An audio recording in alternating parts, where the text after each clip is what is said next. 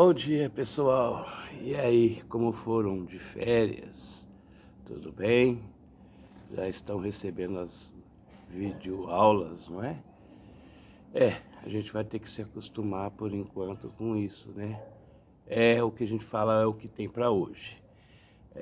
Mas todos nós professores estamos com saudades de vocês, de ter aquele contato físico, né? De tirar sarro em um, no outro. E isso no momento não pode acontecer. Tem que ficar em casa, né? Bom, hoje a nossa videoaula, a nossa primeira videoaula é referente às aulas 13 e 14 lá da apostila 1. Essas aulas trazem a regência verbal. E é muito interessante, a regência verbal quando aí o termo regente é o que a gente chama de verbo, né? Pode ter preposição nessa oração, como pode não ter preposição. E o que é mais interessante, sem a preposição, o complemento será um objeto direto. Com a preposição, o complemento será um objeto indireto. Nós falantes da língua portuguesa, nós às vezes não empregamos essa regência corretamente. E às vezes ao escrever ou ao falar, através aí da norma culta, se a gente não usar realmente a regência verbal correta, você pode ter aí o sentido da sua frase totalmente diferente. Então, na apostila de vocês já têm aí, né, essas aulas, todos os verbos e suas regências. A primeira regência é do verbo aspirar. Olha que interessante.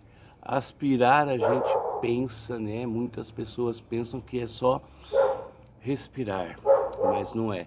Ele também, com preposição, ele vai ter um outro significado. Então observe, quando eu falo assim, a menina aspirou o perfume das flores.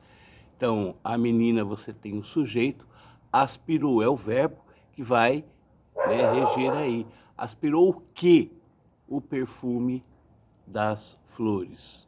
Esse é o perfume das flores, você tem um objeto direto. Observe que não tem preposição.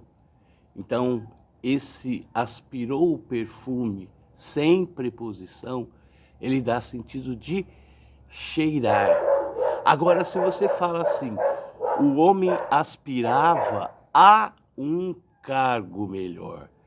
Então, esse a, que é a preposição, a um cargo melhor, o cargo melhor seria, um objeto indireto, porque você tem a preposição. Então, observe que, nesse caso, o sentido não é de você cheirar, e sim de você desejar. Então, o homem desejava a um cargo melhor. Então, é assim que funciona a regência. Olha a importância da regência verbal na nossa língua. Então, é por isso que é interessante você aprender corretamente a questão da regência. O próximo verbo que a gente tem aí é o verbo assistir. Imagine que o verbo assistir, ele pode ter significado de morar. Imagine, a gente nunca emprega esse assistir nesse sentido. Então, o verbo assistir, quando você fala assim, assisto em Badibacite há 12 anos. Então, observe o seguinte, que o assisto em vai dar a ideia desse verbo assistir, ele vai dar a ideia de morar, né? Ele é aí um verbo intransitivo. Assisto, quer dizer, moro em Badibacite. Então, essa primeira regência do verbo assistir tem o significado de morar, de residir. Mas ele pode ter também com um verbo transitivo indireto. Então, assistir ao jogo do Corinthians. Então, olha só, quem assiste a alguma coisa. Então, assistir ao, olha a preposição, ao. Então, você vai ter como verbo transitivo indireto. Não é assistir o jogo, é assistir ao jogo. Assiste ao técnico o direito da revanche, né? Também é o mesmo exemplo. E também, no terceiro caso do verbo assistir, você tem assim, aquela enfermeira assiste os pacientes. Assiste os pacientes, você não tem preposição, você funciona como verbo transitivo direto e nesse caso assiste os pacientes.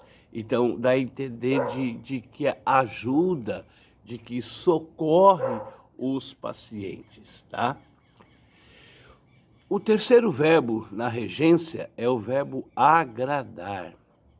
Agradar, ele tem dois sentidos, no sentido de fazer carinho e num outro sentido de contentar, de satisfazer. Então, no primeiro caso, desculpa, eu digo assim, no sentido de fazer carinho, quando você diz, a mulher agradava o filho. Agradava o quê? O filho. Então, a mulher agradava o filho. Então, você tem o filho como objeto direto. Esse é o sentido de fazer carinho. Mas você pode usar em outro sentido. Quando? No caso de contentar, de satisfazer. O desempenho do time agradou ao técnico, ao preposição técnico. Então, você tem aí como um objeto indireto. Tudo bem até aí, moçada? Vamos para o verbo agradecer. Agradecer, quando você fala assim, agradeci a ajuda ao meu velho amigo. Agradeci a meu velho amigo. Então, olha aí, você tem como um objeto indireto.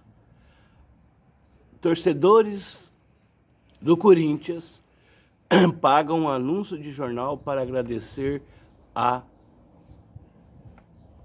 o técnico, a Carille, vai. Então você tem aí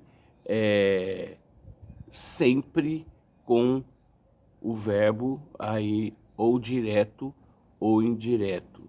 Nesse caso, direto ou, no outro primeiro caso, indireto, tá? Próximo verbo.